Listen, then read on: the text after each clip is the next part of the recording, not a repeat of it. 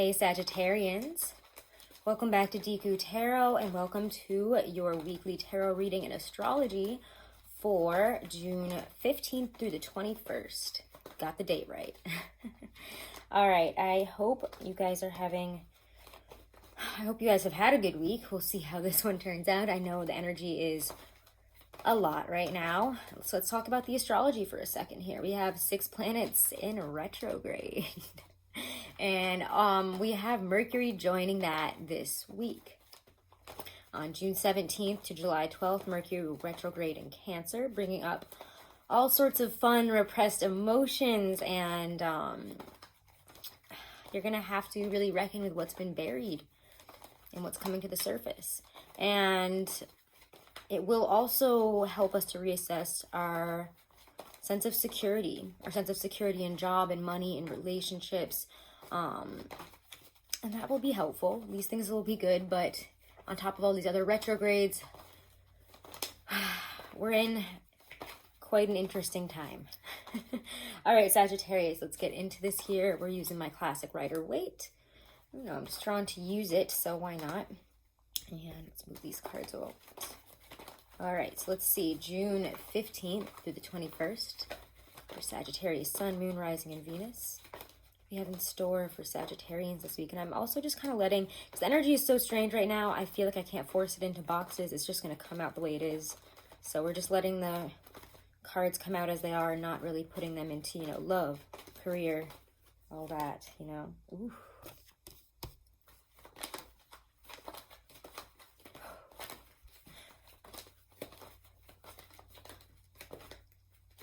Oh, hello, hello, hello.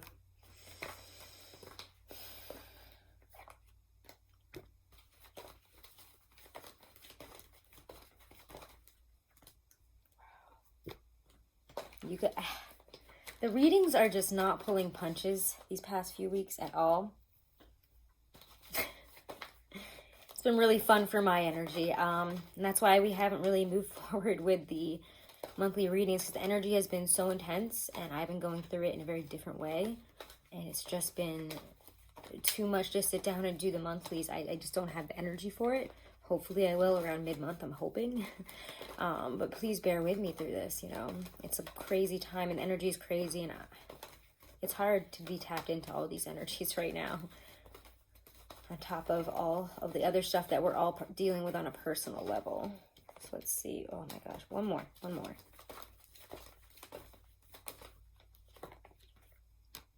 Okay. I almost feel like Mercury retrograde brings in a little bit of the energy that we need with the way the readings have been, at least with you in Gemini. So let's just start off here. We have 2 consecutive cards coming up. 5 and 6 of Swords, your 2 first cards out here. You will have to probably battle someone here. It'll be a battle, it feels like, of wit, of mind, of conversation. And honestly, I can't really tell if you're the winner or the loser in this situation, but I know that whatever happens, it's not the winning and losing that matter here. It's not, you know, who showed who and I told you off or I changed your mind. It's more that we're now able to move forward peacefully from that. We're able to take what we have, take what we've learned, what we've spoken, and we can now move on to calmer waters, to a better situation. We're moving away from the discord, and that's what's really important here. So yes, we either have been through fights at the end of last week or even last week itself, and we're focused on this. We're kind of either in still that mindset, that position of, I've won and I took this away from you. Now you got to go deal with this and move on. But again, I still feel whether you're the winner or the loser, you have a lot to reckon with that conversation, with that fight, with that disagreement. I don't know. Yeah, again, I'm not seeing eye to eye on something. Maybe it is with the Gemini, we'll see. But you have to remember, like I said in the beginning, see, I can't even English. Mercury retrograde is here, so forgive me for my terrible Englishing skills over the next few weeks. But yeah, not seeing eye to eye, not being able to communicate and see each other from where we're coming from. So watch out for that. And again, that's retrograde. It's Mercury retrograde, like I was just trying to say, but Mercury retrograde is already upon us here, and it's messing up my speech. 5 of Pentacles is in the middle of the reading, and I don't really enjoy seeing, that Five of Swords, the Six of Swords, and then suddenly the Five of Pentacles. But I think as we move forward, and I really do like that the Eight of Swords came out right with that Five of Pentacles, is that it's disillusionment being broken. It's really what the Eight of Swords is about. And Five of Pentacles is where you have been lost, lonely, kept out of a more spiritual, loving energy here more. I mean, sometimes it is more about finances, money, and feeling a part of something. But, I mean, they could go inside of the church, but they choose to take the cold walk in the snow. And we become disillusioned with maybe taking this path on our own, never asking for help, never moving forward on something, never taking what is offered right there in front of us because we feel we couldn't. How could I do that? I can't do anything about this. I can't say anything about this. I can't be a part of that. I can't be a part of that movement because I am who I am. I can't be a part of this because X, Y, and Z reasons. But when disillusionment fades and the blindfold comes off, the swords fall away, you're not stuck where you were anymore. And, you know, I don't even need a clarifier for this. What am I doing? The Chariot here comes in at the end of the week, and I love that. We're moving forward. We're able to control the tension over opposites, the light and the dark of the situation. Recognize that they are both important for progression moving forward. We must harness both these things, put ourselves in the driver's seat, and direct these energies forward. We must really look at, you know, again, where we need to reckon with opposing forces in our life. I want this, but I'm actually acting this way.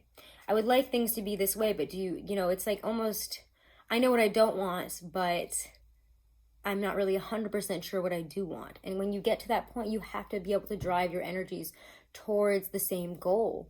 Okay, so you don't want this, but what do you want? These things can work together, but we have to recognize these areas, you know, where we're coming up against ourselves and creating our own blockages. And I see that here.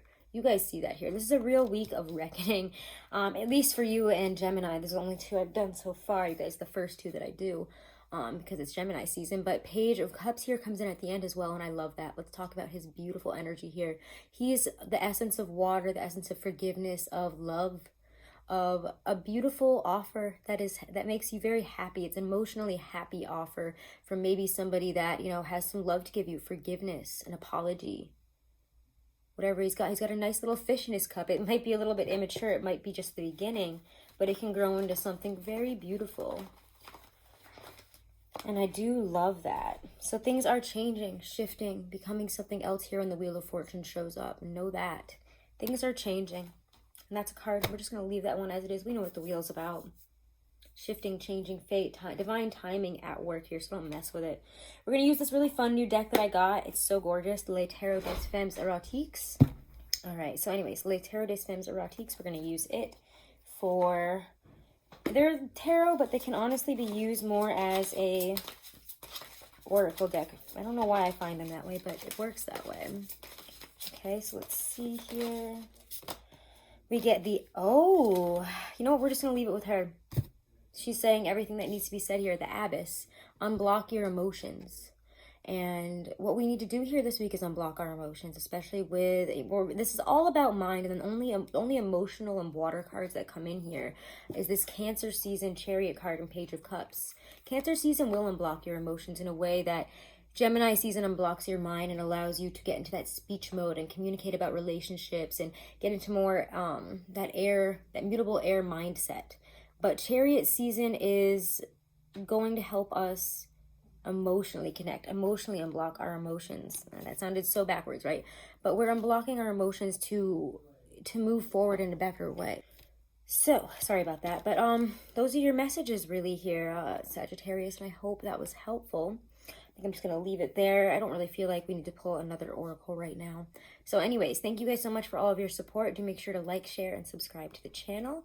Do make sure to check me out over on Instagram. If you want to book a private reading, all that information is right below my video in the description box.